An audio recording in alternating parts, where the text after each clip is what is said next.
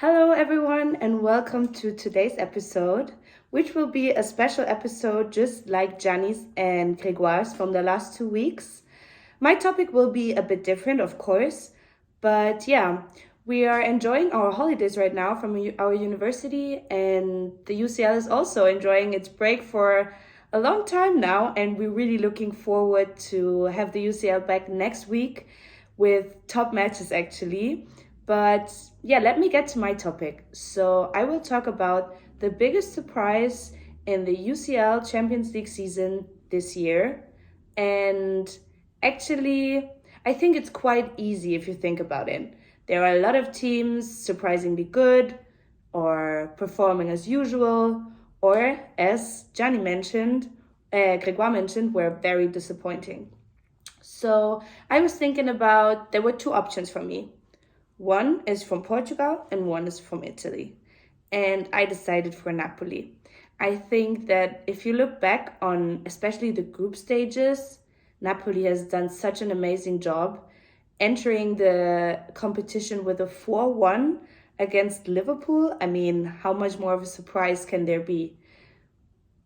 I think that when I saw that, I thought, yeah, okay, this is going to be like a one-time hit and then they will go through, but not as surprisingly good as they did.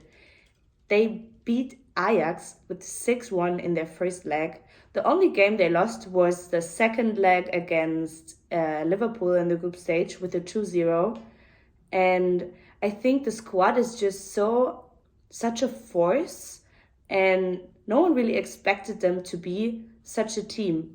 In our UCL corner, we often discuss the fact that it's so important to have a good chemistry within the team. And I think Grégoire said it once, it's going to be a once in a lifetime team. After this season, a lot of players will not stay with Napoli, as it's expected to be a good transfer window for Napoli in case of money. They will lose a lot of good players that help them to reach that level they reached this season. I mean, maybe some people are now really excited because they just lost 4-0 against AC Milan last week. And that was pretty unexpected. But I think there will be some kind of disappointing match in a season. You cannot go through the Serie A with such a great score and such an amazing run. So I think it was expected. It's a lot for the team. I mean, if you think about it, there are so many games right now. There have never been played more games than this season, especially with the Qatar World Cup. And I think that this also is a problem for a team like Napoli, since they are not really used to that many games and that high of a quality you might have within your team, but keeping it up for week and week and week, it's pretty hard. So I think that was really amazing. And I'm really excited on what's gonna come. As we all know, they on the, as you would say, easier side of the tree right now. Most of the Italian teams and Benfica are on this side, and yeah, I think it's a good chance for Napoli to actually reach the final. It was my prediction too. I think everyone's prediction from our podcast, that Napoli will go through to the final, and I'm actually still convinced, even though they just lost to Milan that high. I think that the Champions League now is for them, since there are still games to play, but Napoli seems to be the winner of the Serie A.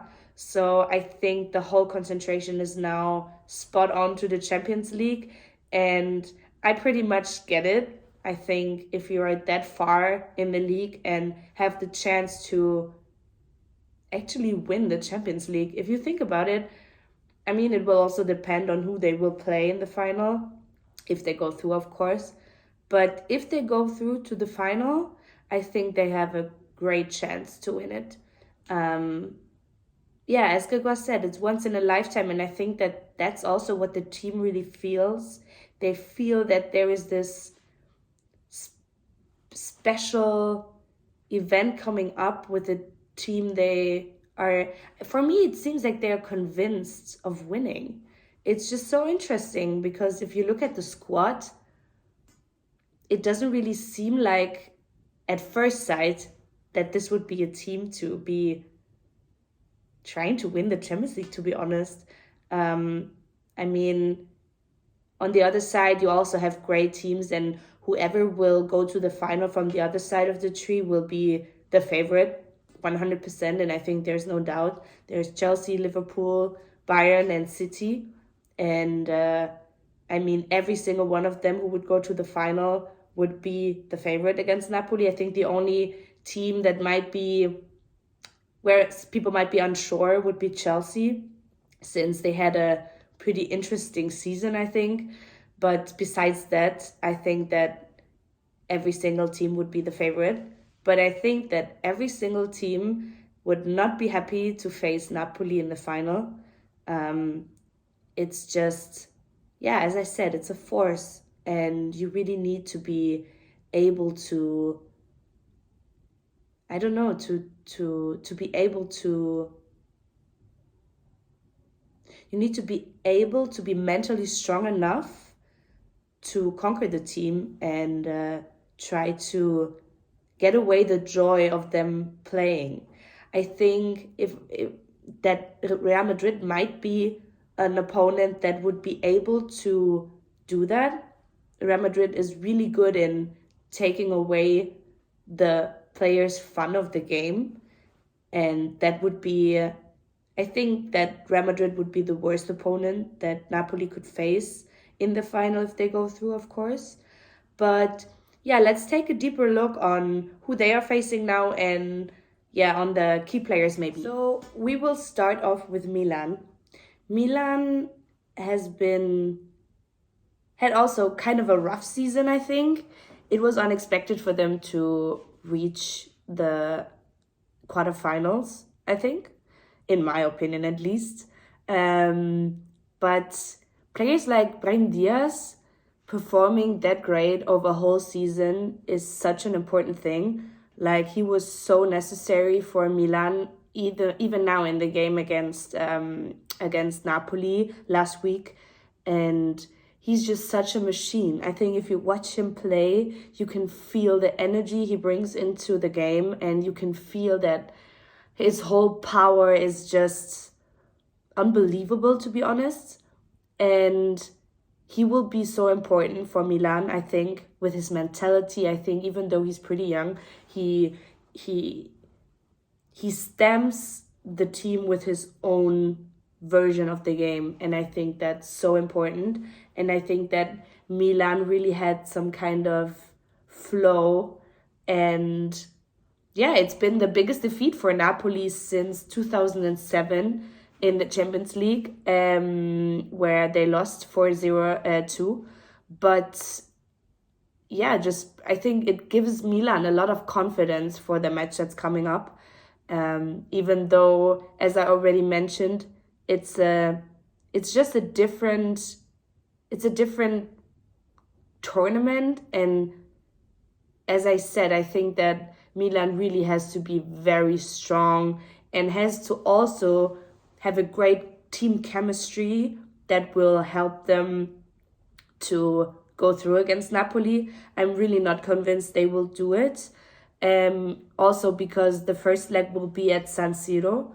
So the advantage definitely is with Napoli in that case. But yeah, if they would manage to have a good scoreline for the first game, maybe also, I mean, there is no goal rule anymore, like no away goal rule anymore. But I think if you would have the opportunity to maybe not get goals conceded, it will help you also in your head, like give you a lot of confidence. And so I really do believe that, yeah, Milan is able to do it, but it has to be 2 bad days for Napoli that I would be happy with the result, I'd say. But yeah, so let's continue with Napoli and their keeper. So actually, there is no way we cannot talk about the one and only Victor Osimhen. I think he might be also the biggest surprise of the UCL season so far if we're talking about players.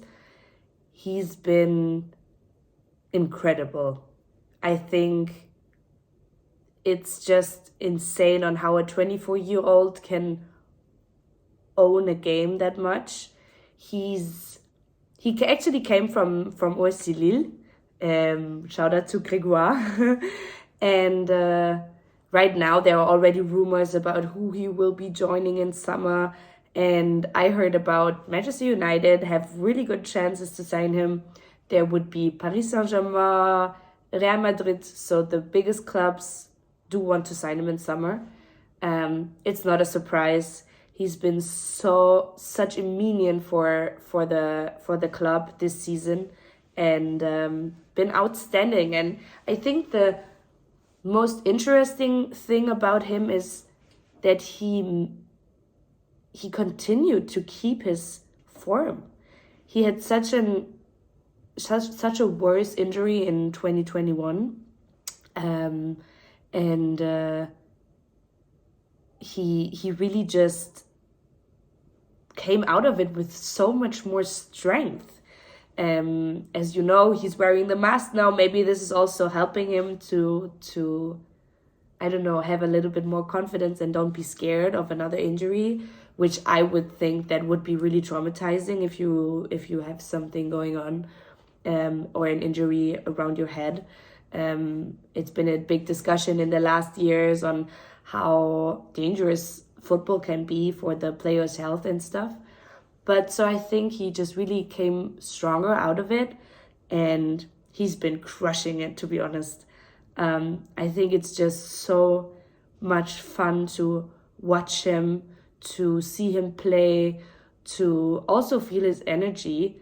And yeah, I mean, every door seems open for him in summer, but you can also feel the connection, I think, to Napoli. And he seems to be, in an interview, he also said that he's so thankful for Napoli to give him the chance to shine, and that it's not easy to find a team that plays in a European competition that would give you the space, the time, the opportunity to play game for game and to show your own abilities. It's not really common. And if you look at other teams in the Champions League, it's not that easy. And I think that's why I would wish for him to stay maybe for another season. I think if you compare it to Luka Jovic, for example, who was, he just did the step to Real Madrid way too early, going there from Eintracht Frankfurt. And it would have helped him to try to find confidence in his own game, maybe one season more, or maybe do a little steps, and not to try to reach the maximum at the first chance there is. So, I mean, if Napoli wins the Serie A and they go at least through to the semifinals or even the final or even winning the competition, I don't really see a point on why he should leave right now. I mean, it's crystal clear that he will leave at some point. But for now, I think he's very attractive. He makes the Liga very attractive, the league very attractive, and yeah, he's so loved by the fans. I saw a TikTok on where the fans of Napoli were questioned in front of their stadium who they would least want to lose in the transfer window, and of course 90% said Osimhen. And so yeah, he could try to develop a little bit more. He's still so young. He's 24. There's a lot of room left to have a big contract maybe in the season 2025-26. Would that be the right one? No, 2024-25, this one.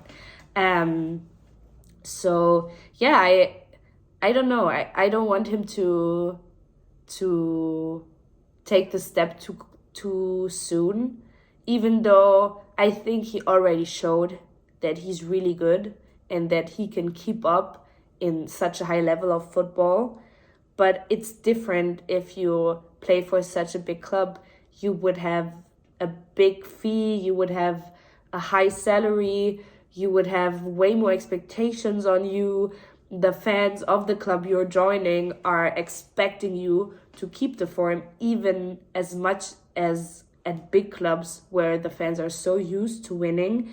And for Napoli, it's like such an amazing season, because I think before the season started, of course, they're always favorites. I mean, it's Napoli, but still. And yeah, but we will see on what's going to happen. So next week on the 12th of April, they will face each other. I'm so excited for the game, actually. I think it will be I think it's going to be very intense. I mean, if you look at my score lines that I predicted, I'm the worst person to even say anything about what's going to happen. But I think it's going to be very intense. I think a lot of things, a lot of time within the game will happen within the midfield. There will be a whole fight about the ball rate, but yeah, it's going to be very interesting on watching the two teams. I think next week Gianni can also say a lot more about it. But yeah, so my biggest surprise is basically Napoli. I think that Benfica also did an amazing job this season. But for me, it's just the way Napoli plays, the way they own the league, the way everyone has such a huge respect. I mean, if we talk about it here on the podcast, or if you talk to friends, or if you watch the news or whatever, you can really see that everyone is not wanting to face Napoli.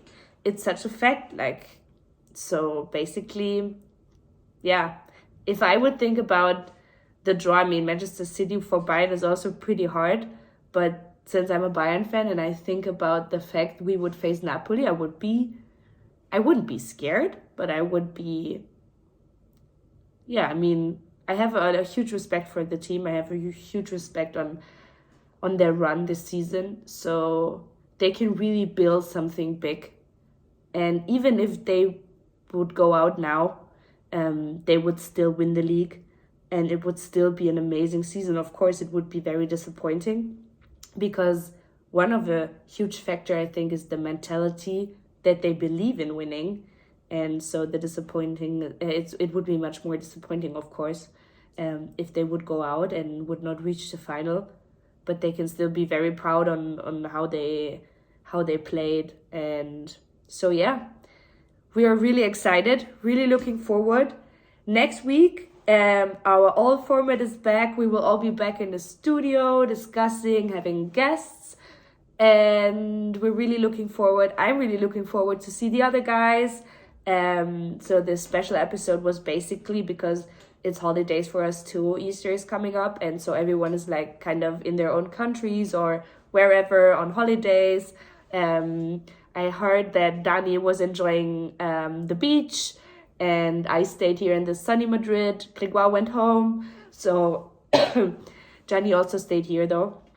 But so yeah, we're really looking forward. I'm really looking forward on being back with the guys and discussing everything that's coming up. I'm really hyped for the next games. It's going to be amazing, and yeah.